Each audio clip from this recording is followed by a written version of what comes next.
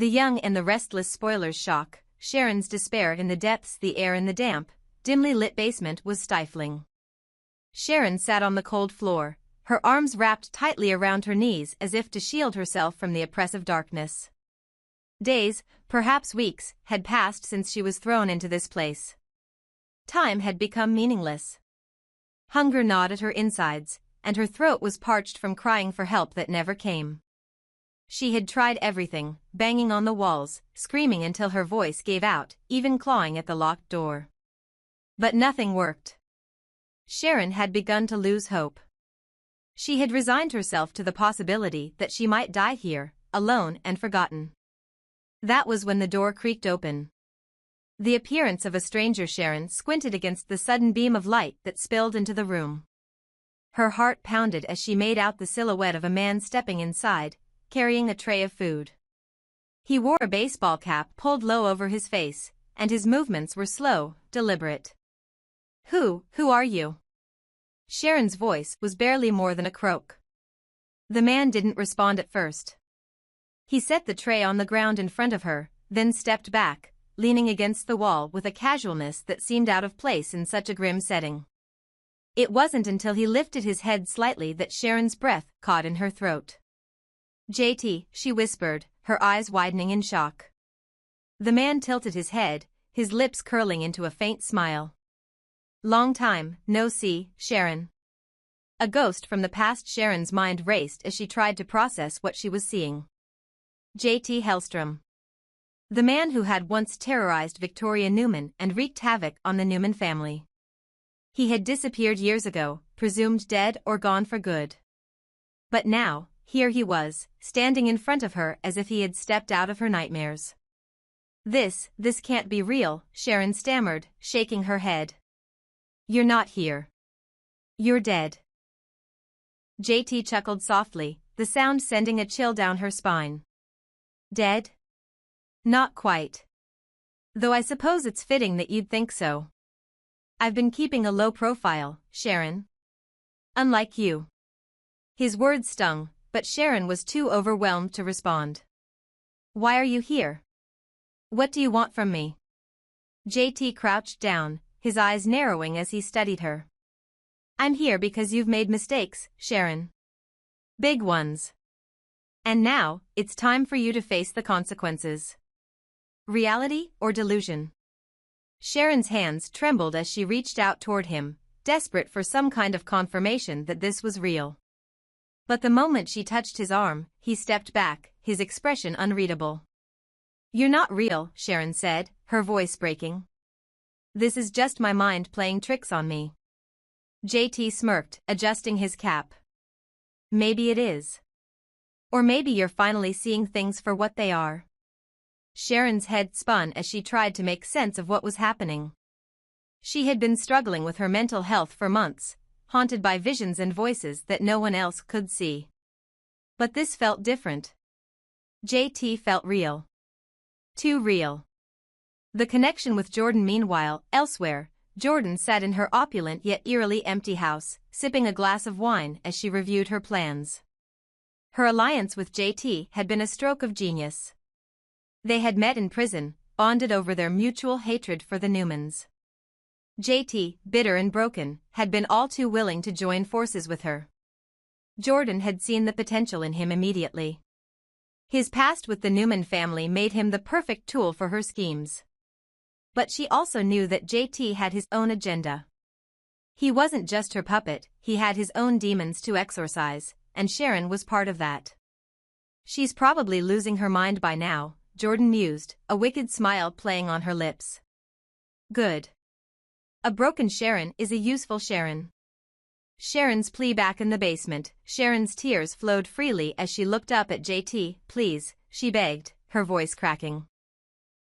"If you're really here, if you're really him, help me.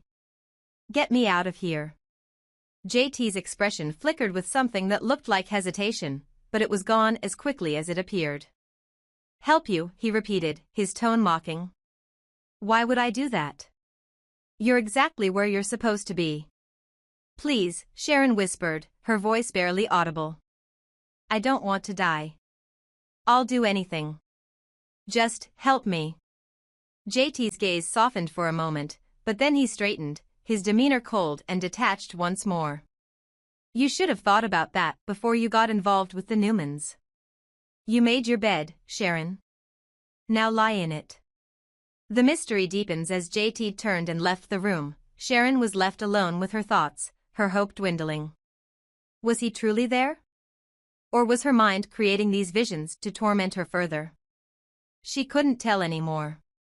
Meanwhile, Jordan's grip tightened on her plans. She knew Sharon was a weak link, a pawn she could manipulate to further her vendetta against the Newmans. But she also knew JT was unpredictable. He had his own scars, his own vendettas.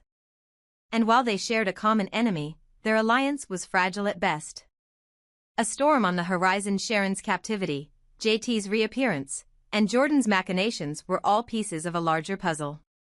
Claire, Kyle, and the Newman family had no idea what was coming, no idea how deeply Jordan's web of manipulation extended. But one thing was certain, the storm was far from over.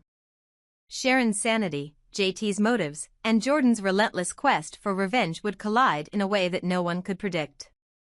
And when the dust settled, no one would be left unscathed.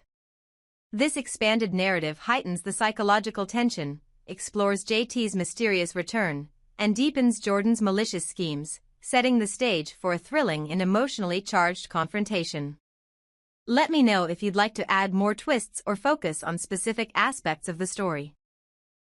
Here's an expanded and suspenseful storyline that introduces JT as Jordan's ultimate ally, delves into his deep vendetta against Victor and the Newmans, and reveals the shocking reason behind Jordan's attempt to kill Victoria. This plot builds on the tension and sets the stage for an explosive showdown in Genoa City. The revelation of the final ally Jordan sat at her desk, a sly smile playing on her lips as she dialed a number she knew by heart. The connection crackled, and then a familiar voice came through the line. It was calm, steady, and laced with menace. "Is everything in place?" the voice asked. "Almost," Jordan replied. "But I thought it was time to bring you into the spotlight. They deserve to know who's been pulling the strings all along." "Are you sure they're ready for that?" the voice teased. "Genoa City has a habit of underestimating me." Jordan leaned back in her chair, swirling a glass of wine in her hand. "Oh, they won't underestimate you this time. By the time we're finished, they'll wish they had." The voice on the other end chuckled darkly. "Then let's make it happen." JT's return, the phantom of Genoa City. For years, the people of Genoa City believed JT Hellstrom was dead. After his violent confrontation with Victoria Newman and his apparent death, the world assumed his chapter had closed. But in truth, JT had been hiding in the shadows, nursing his wounds and his hatred. JT's vendetta wasn't just against Victor Newman, it was against the entire family. He blamed them for his downfall, his broken marriage, and the destruction of his reputation. While the world moved on, JT plotted his revenge, aligning himself with Jordan, whose own vendetta against the Newmans perfectly aligned with his goals. The sinister plan. Jordan's attempt on Victoria's life wasn't random, it was a calculated move orchestrated by JT. He wanted to punish his ex-wife for what he saw as her betrayal. In his twisted mind, Victoria was as much to blame for his ruin as her father, Victor. She was always his puppet, JT had told Jordan during one of their secret meetings. Always defending him, always making excuses for him. "She never stood up for me. And now, she's going to pay." Jordan, seeing an opportunity to solidify her alliance with JT, had eagerly agreed. She viewed Victoria's death as a way to destabilize the Newmans and further her own goals. Whispers of JT's presence as strange events began to unfold in Genoa City, sabotage deals, leaked secrets, and unexplained threats as Victor and his family couldn't shake the feeling that someone from their past was orchestrating the chaos. But the idea of JT being alive seemed too far-fetched to consider. That changed when Sharon, still trapped in the basement, claimed to have seen JT. Her mental state made her story easy to dismiss, but the conviction in her voice planted a seed of doubt. "If he's alive," Victor said during a tense family meeting, "then we're dealing with a ghost from our past." And if it's JT, he won't stop until we're destroyed. The hunt for JT, Kyle and Claire, now aware of the growing danger, joined forces with Nick and Victoria to uncover the truth. Their investigation led them to Jordan, whose growing influence in Genoa City made her the prime suspect behind the attacks on the Newman family. But Jordan was always one step ahead.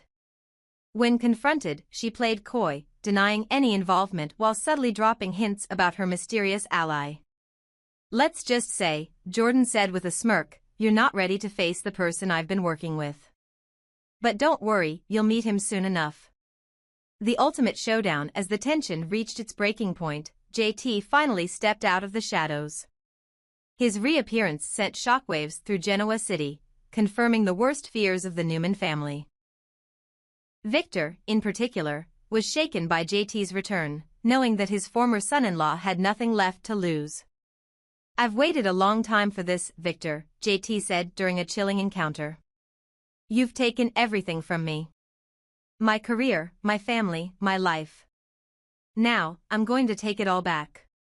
The stakes for Claire and Kyle caught in the crossfire. Claire and Kyle found themselves fighting not just for their future, but for their very lives. Jordan and JT's alliance was a lethal combination, one that threatened to destroy everything in its path. Claire, now determined to protect her unborn child, refused to let Jordan and JT win. "They've taken enough from us," she told Kyle. "It's time we take back control." Together, they began to rally their allies, forming a coalition to stand against Jordan and JT. But with JT's intimate knowledge of the Newmans and Jordan's ruthless cunning, the odds were stacked against them. The mystery deepens as JT and Jordan's plan unfolded. New secrets came to light. How had JT survived all these years? Where had he been hiding? And most importantly, what was their ultimate endgame? One thing was certain: the battle for Genoa City was far from over. With JT's return and Jordan's relentless schemes, the Newmans faced a threat unlike anything they had encountered before. And as the lines between ally and enemy blurred, the stakes couldn't be higher. This continuation adds layers of suspense and intrigue, bringing JT back as a chilling antagonist with a personal vendetta against the Newmans. It also heightens the emotional stakes for Claire, Kyle, and the entire Newman family, setting the stage for an explosive confrontation. Let me know if you'd like to delve into specific character arcs or twists.